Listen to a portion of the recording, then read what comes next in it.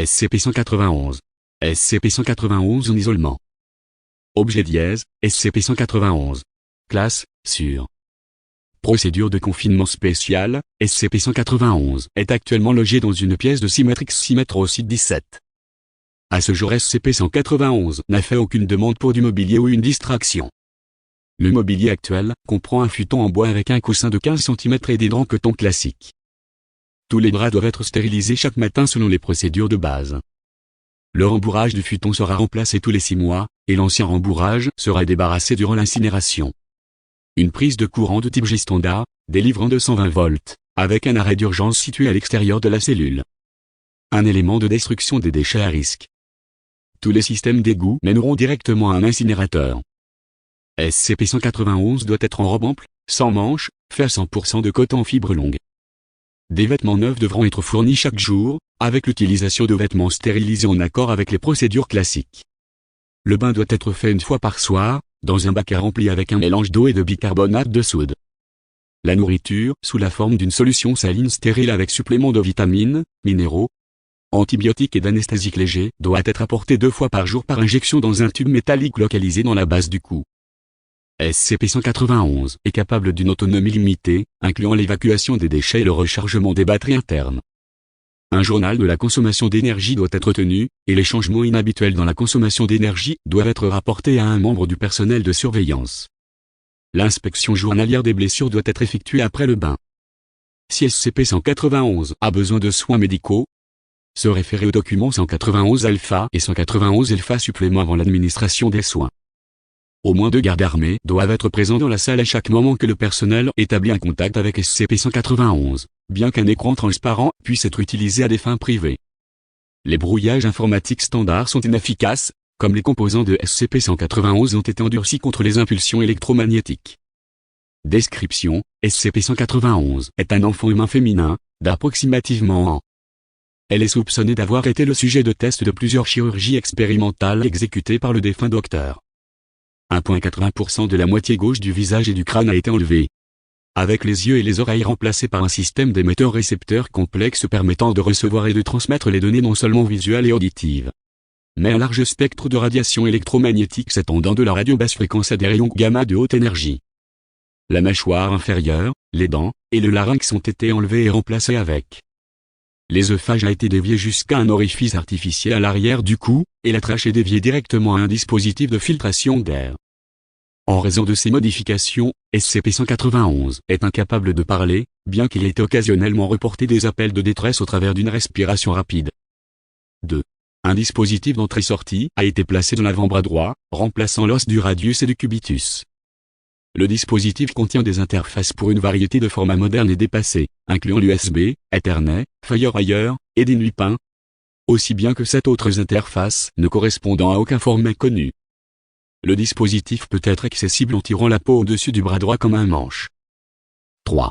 Un tableau de processeur 24 corps a été implanté dans le cerveau, qui traduit la saisie de tous les composants artificiels, permettant essentiellement à SCP-191 de lire et d'écrire des données informatiques sans l'utilisation d'une interface externe. La communication interne est effectuée par des câbles de fibre optique implantés à travers les cellules gliales et le système nerveux tout entier. Les dégâts au tronc cérébral et au cervelet en raison de la procédure d'implantation ont sévèrement endommagé les capacités motrices de SCP-191. 4. La main droite et la jambe antérieure droite ont été remplacées avec des composants artificiels, composés principalement d'acier, de fibres de carbone, et d'une substance inconnue semblable au polymère. Les morceaux de tissu exposés sont sensibles aux blessures et infections. En raison du tractus spinothalamique endommagé, SCP-191 a réduit la sensibilité à la douleur et à la température dans ses membres. La chirurgie réparatrice du docteur a pu fournir un certain soulagement, mais des doses d'antibiotiques et d'analgésiques régulières sont toujours exigées. 5. 6. Le poumon, le cœur, et les vaisseaux sanguins majeurs ont été remplacés avec des mécaniques analogues. Il a été déterminé que ce système permettrait au système corporel de SCP-191 d'être redémarré après la mort, et peut avoir actuellement. 7. Le système digestif a été complètement reconfiguré au point où la nourriture régulière est aussi bien inutile que dangereuse. Les déchets sont maintenant expédiés via un système de drainage situé dans le bas du dos et consiste en une épaisse boue visqueuse gris foncé, constituée principalement de 8. Les organes reproducteurs ont été enlevés et remplacés avec. Selon les notes, ceci a été fait pour fournir de l'espace supplémentaire en enlevant des composants non vitaux. Une thérapie hormonale a été proposée pour neutraliser les effets à long terme des glandes manquantes. Cette proposition est sous examen en attendant l'analyse de complications possibles en raison de 9. 10. Au moins 15 autres modifications de but inconnues. Face à ce constat, et l'intégration au hasard des composants utiles, on estime qu'ils ont été exécutés simplement pour tester la viabilité de telles procédures sur d'autres sujets. Les investigations sont en cours pour savoir si le docteur avait l'intention de. À l'heure actuelle, les théories sur le but derrière ces modifications sont au mieux spéculatives. Comme le docteur est mort durant le raid dans laquelle a été retrouvé SCP-191, et les seuls rapports de survie de ses recherches sont uniques. Carnage spirale à demi brûlé composé principalement de notes énigmatiques sur un objectif plus élevé. Histoire. SCP-191 a été récupéré par les agents de la Fondation durant un bref effort de collaboration avec la Coalition mondiale occulte, durant lequel un raid a été organisé dans le laboratoire du docteur. Un membre suspecté de SCP-191 a été l'unique sujet de test récupéré du laboratoire. Tous les autres sujets de test ont expiré durant le raid. L'évaluation préliminaire a conclu que la reconstruction complète était impossible, les composants introduits étaient trop avancés technologiquement pour risquer de devenir connus, et cela pourrait être une source de données de valeur en ce qui concerne aussi gardés vivants. Le sujet a été classé SCP-191 et déplacé au site le. Sa disparition, et ceux des autres sujets de test, a été plus tard reproché à un tueur en série local qu'il était convenu de tuer en prison pendant qu'il attendait son jugement. Addendum 191-01, un test des capacités de SCP-191 a commencé. Analyse psychologique par le Dr Glass. SCP-191 a répondu assez bien au confinement.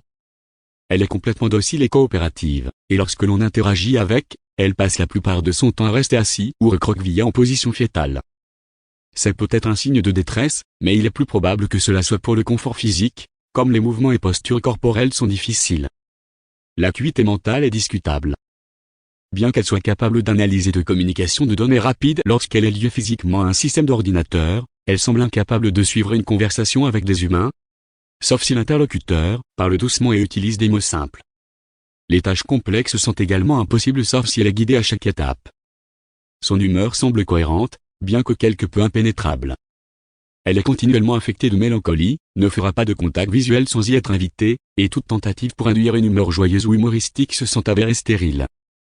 Cependant, elle ne montre aucun signe de détresse mentale, et déclare qu'elle se sent bien. À ce jour SCP-191 n'a pas demandé l'accès à quelconque connaissance qu'elle avait avant son enlèvement.